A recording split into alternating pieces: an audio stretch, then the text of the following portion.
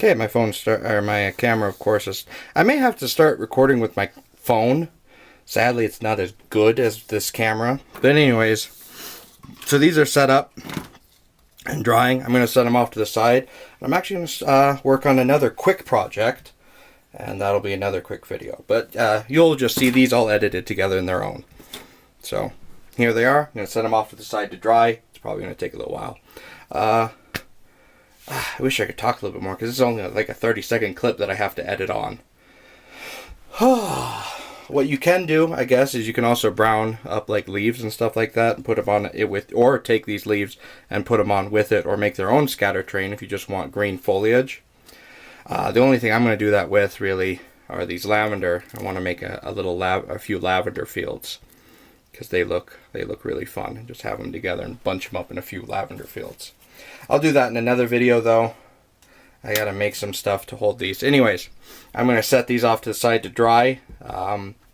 Make sure to wait a good long time, so they probably won't be ready for tonight's game. Oh well, that's what I get for waiting until Saturday to go to the store and buy some supplies for doing this. Anyways, you can already see they're starting to look like trees more, and starting to look like bases. Okay. So here we are on, I guess, this is probably the middle of part 2, probably. I don't need these paints right now. Alright, so a lot of what we're doing right now is the painting of it. One thing I did want to kind of add, though, is I'm going to add this to this down here, because the song "Bury Me Under the Old Oak Tree" is stuck in my head. So first we're going to push this in just a little bit, and pull it back out, and we're just going to take a little bit of glue,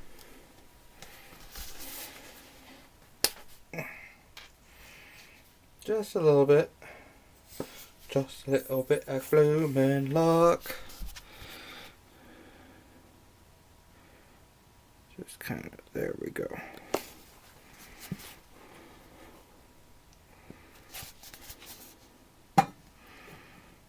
I'm going to take it and just push it right back in there.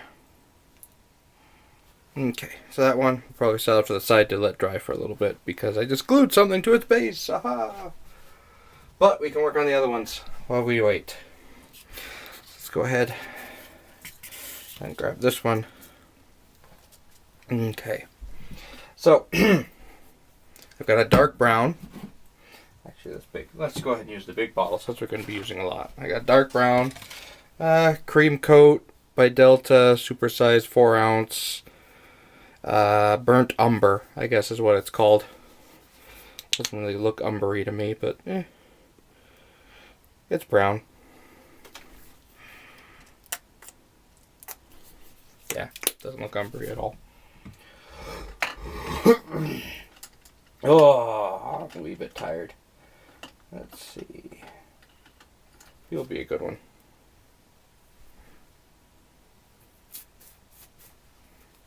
Okay. And we're going to paint the sucker up. We're going to glue dirt on the base, but we still want to paint it up because that way the dirt that sticks through, we won't see white underneath it. Instead, we'll see a nice earthy brown color.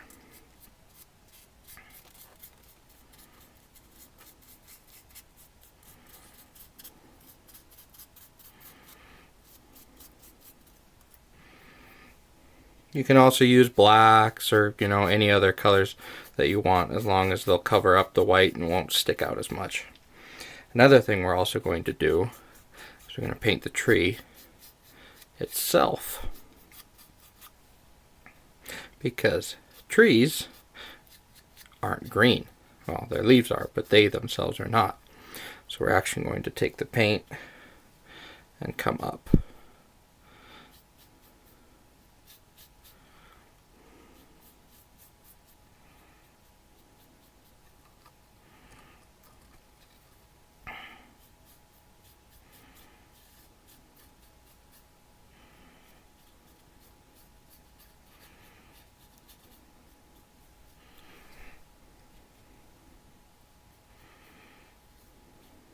Do, do, do, do, do, do, do, do. And we'll just cover all the tree in brown. And this nice dark brown.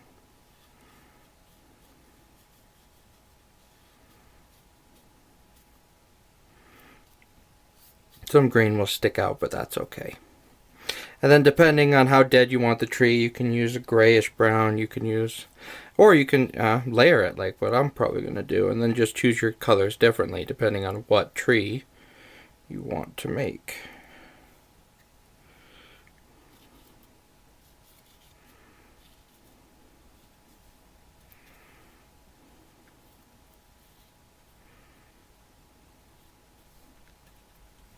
Because different trees are different colors, and you can go look at pictures of old petrified, well, not petrified because that's stone, but old barnwood or different dead woods to see the color of different trees. Like you can look at swamp woods, have a different type of tree, and it might be fun to make a swamp or an old weeping willow down the road, just so I can do a hanging cloth off of it. That'd be kind of fun.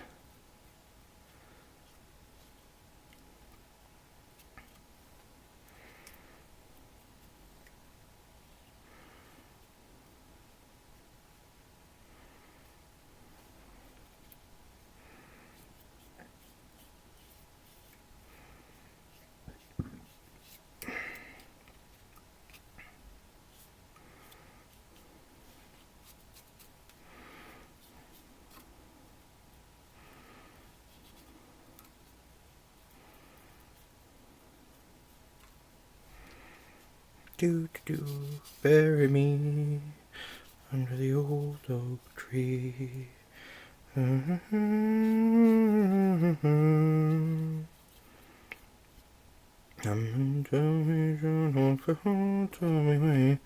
why he's so hushed by Nash in the sun, and his cheeks are all aglow. I brought orders from the captain, get you ready quick and soon. For the pikes must be together by the rising of the moon, by the rising of the moon, by the rising of the moon.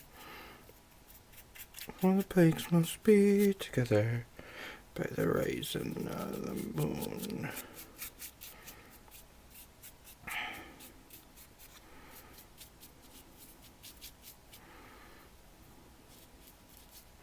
And there's our first layer of brown on that tree. Go ahead and scoot over.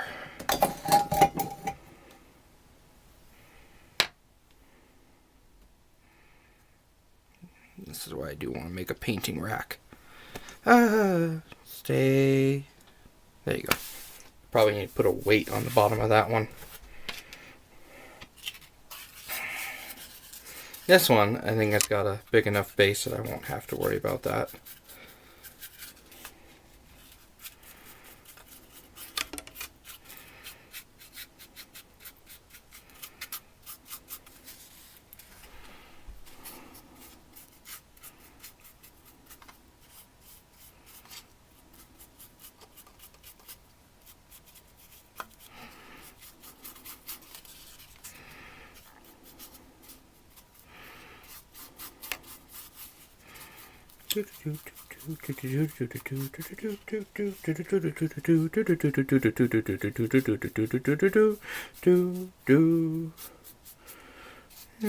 Hang low, do they wobble to and fro? Can you tie them in a knot?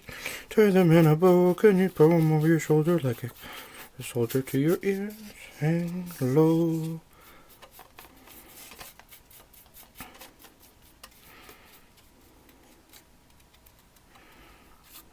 And the main focus, of course, is always on the top.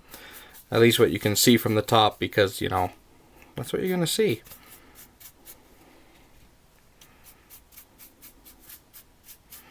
Like, it's okay to be meticulous if you're doing a diorama piece, but if you're just doing scatter terrain or some sort of gaming terrain, just focus on what people can see.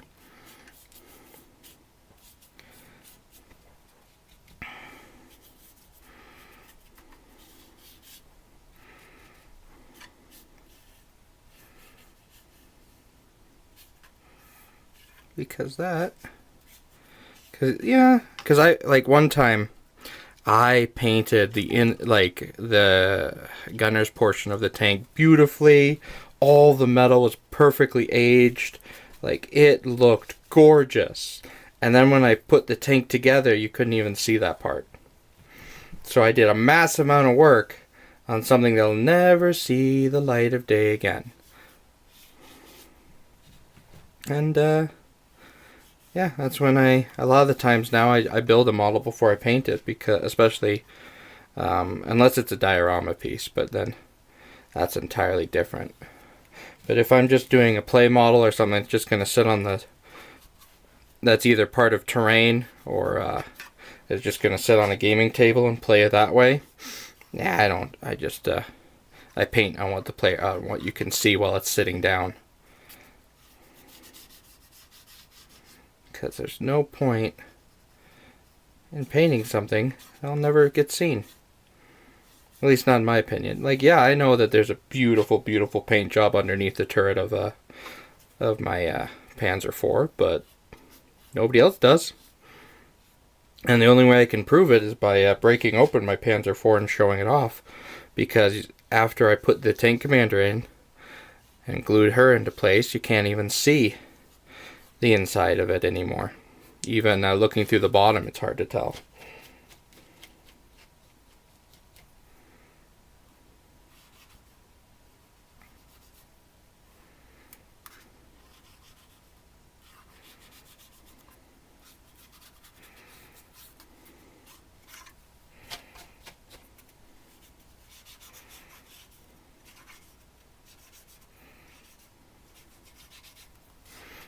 Let's go ahead and squirt some more paint in there. I wanted to make this so I could, whole point of making these so that way they can be picked up by their branches and stuff. Which is why I tried to make them a little more sturdy, and why I kind of want to put a weight on the bottom of that one.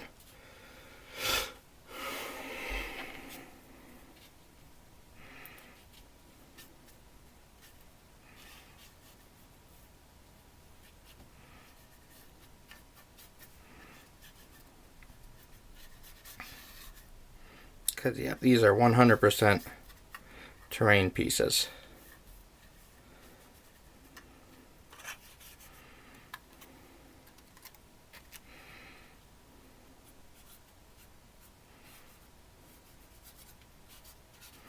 If I wanted to make diorama dead trees, I'd use the wire armature method, which, you can look up. A lot of people do a great job of it. Terrain Tutor, I like the way his look.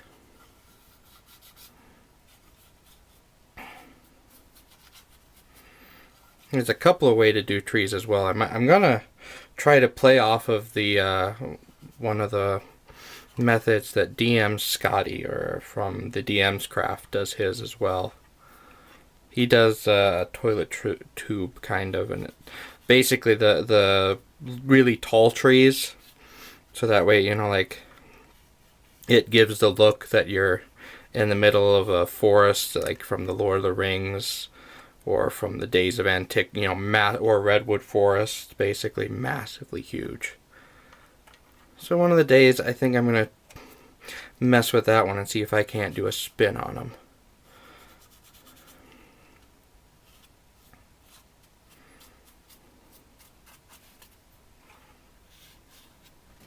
Because that's also the fun part about crafting, is to look at what other people are doing and throw your own spin on it. Yours doesn't have to look exactly like mine, or even look like mine. If you've got a better way of making these trees like this, or deadwood trees, go ahead and give me a link, or tell me how, or what you wanna do. I would love to expand how I do things, and again gain a massive repertoire of different terrain things, and fill out my terrain shelf that I've been setting up in my room until I can move it down to a game store.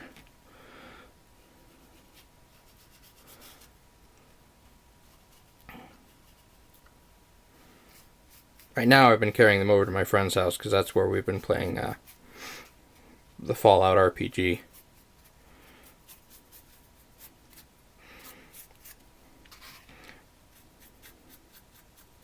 And it's going to be really fun to finally get to start working on that overpass. I think that'll be a fun terrain model to do.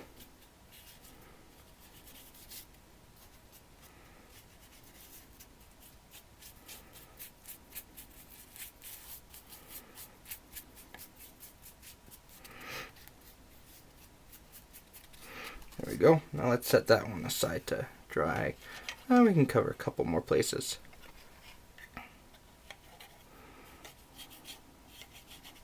We're not too worried about covering all the green.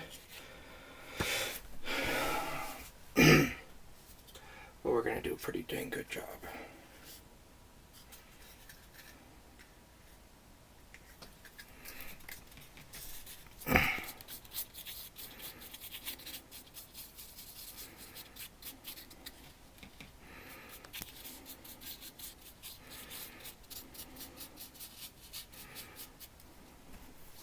Go ahead, I guess move it because I'm painting more over here. Ugh.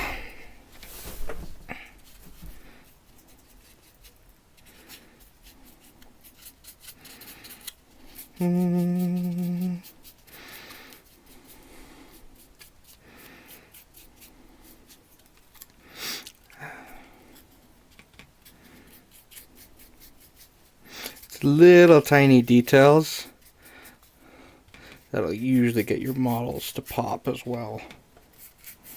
Your terrain pieces.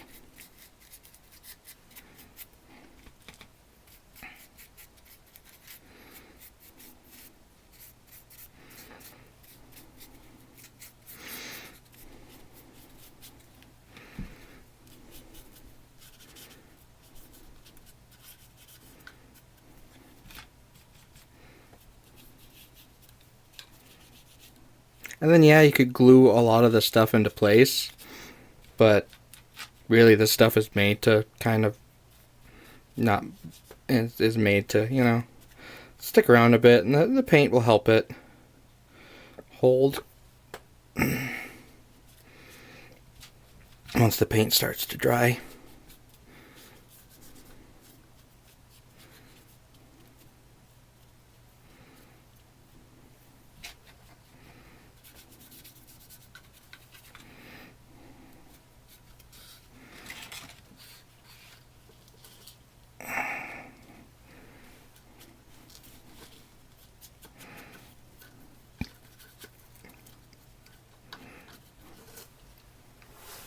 Yeah. Oh, I think I'm gonna sit down here for a bit.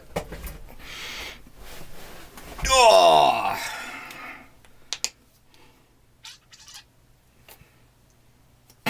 Lovely sound effects.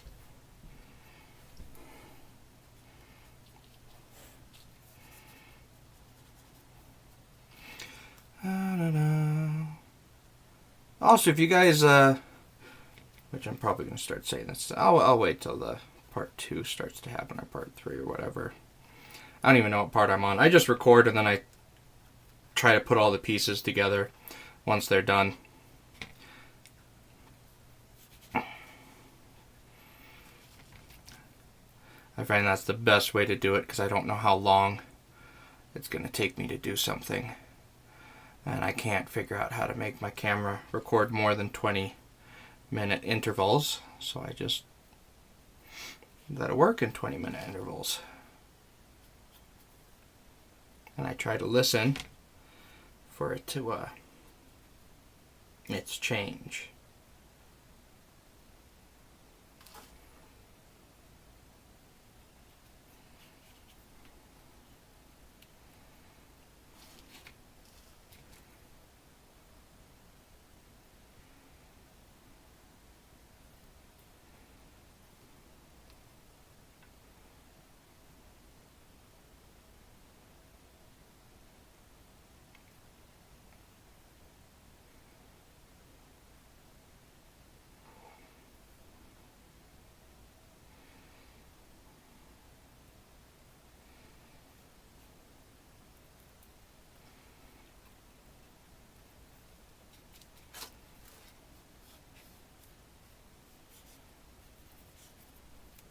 Pretty sure it's done recording.